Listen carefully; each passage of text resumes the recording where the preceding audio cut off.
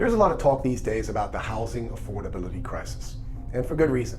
2024 has the lowest home buyer affordability index in more than 40 years. Prices are up exponentially from a decade ago. Rates are stuck at 7%, and when they do come down, it'll likely just be incrementally. And wages, although climbing, just can't keep up with inflation.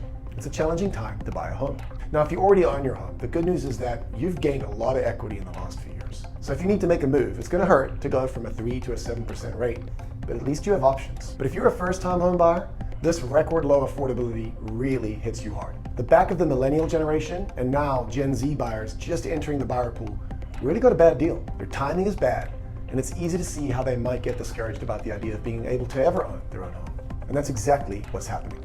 A recent poll had 57% of renters agree that the American dream of homeownership is dead. And that's tragic.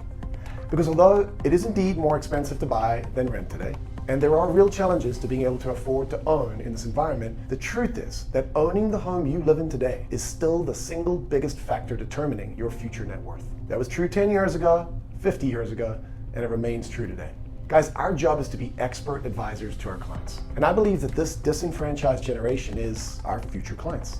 I'm convinced that the greatest value we can provide them is to help establish a practical path forward towards home ownership and to equip them to overcome the obstacles that are in front of them. So for the next few weeks, we're going to be focusing on the topic of affordability at our team meetings with a couple of real practical goals. First, we need to develop a tangible empathy for this future group of buyers. They really have been dealt a bad hand, and they continue to be fed unhelpful information. We need to really get in their shoes and understand the real issues that they face as they consider their options for owning real estate. Secondly, we need to offer practical solutions.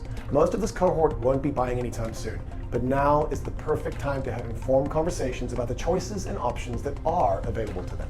From first-time homebuyer credits to grants and even savings plans, we need to be equipped to offer as many practical solutions as possible for those willing to take action. Guys, the housing affordability crunch is real.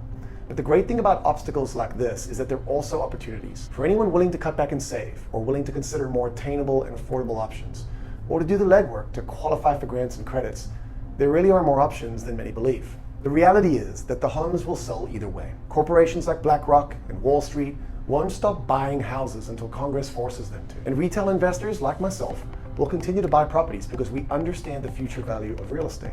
Values won't go down over time.